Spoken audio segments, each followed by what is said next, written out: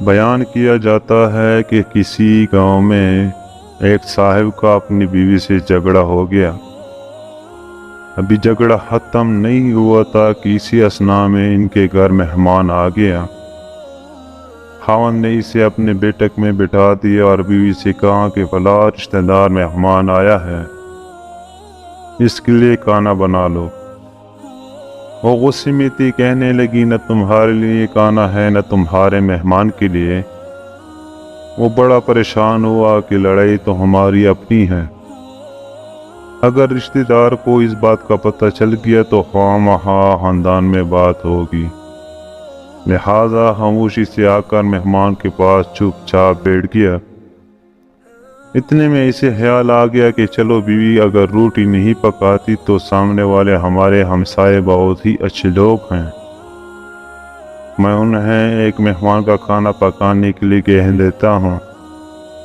چنانچہ وہ ان کے پاس گیا اور کہنے لگا کہ بیوی کی طبیعت آج کچھ خراب ہے، لہٰذا آپ ہمارے مہمان کے لیے کھانے کا انتظام کر دیں۔ انہوں نے کہا ٹھیک ہے۔ وہ مطمئن ہو کر مہمان کے پاس آ کر بیٹھ گیا کہ مہمان کو کم از کم کھانا تو مل جائے گا، جس سے میری عزت بھی بچ جائے گی۔ تھوڑی دیر کے بعد مہمان نے کہا کہ ذرا ٹھنڈا پانی تو لا دیجیے۔ وہ اٹھا کہ گھڑے کا ٹھنڈا پانی لاتا ہوں۔ اندر کیا تو دیکھا کہ بیوی زواروں بتا رو رہی ہے۔ وہ بڑا حیران ہوا اور کہنے لگا کیا بات ہے؟ اس نے پہلے سے بھی زیادہ رونا شروع کر دیا۔ کہنے لگی بس مجھے معاف کر دیں۔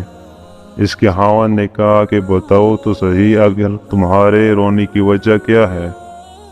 تم ایسے کیوں رو رہی ہو؟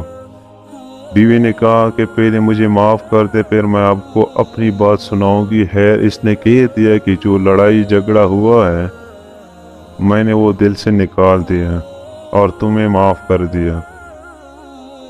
پھر وہ کہنے لگی کہ جب آپ نے آ کر مہمان کے بارے میں بتایا اور میں نے کہہ دیا کہ نہ تمہارے لیے کچھ پکے گا اور نہ ہی تمہارے مہمان کے لیے، تو آپ چلے گئے، مگر میں نے دل سے سوچا کہ لڑائی تو میری اور آپ کی ہے اور یہ مہمان رشتہ دار ہے، ہمیں اس کے سامنے اپنی جھگڑی کی پول نہیں کھولنا چاہیے۔ چنانچہ میں اٹھ گئی کہ کھانا بناتی ہوں۔ جب میں باورچی خانے میں گئی تو میں نے دیکھا کہ جس بوری میں ہمارا آٹا پڑا ہوتا ہے، ایک سفید لباس شخص اس بوری سے آٹا نکال رہا ہے۔ میں یہ منظر دیکھ کر حیران ہو گئی۔ وہ مجھے کہنے لگے کہ اے خاتون پریشان نہ ہو، یہ تمہارے مہمان کا حصہ تھا جو تمہارے آٹے میں شامل تھا۔ اب چونکہ یہ ہمسائے کے گھر میں پکنا ہے، اس لیے وہی آٹا لینے کے لیے میں یہاں آیا ہوں۔ اس واقعے سے ثابت ہوتا ہے کہ مہمان بعد میں آتا ہے، جبکہ اللہ تعالیٰ اس کا رزق پہلے بھیج دیتا ہے۔ یہ واقعہ کتاب الخطبات فقیر سے محفوظ کیا گیا ہے۔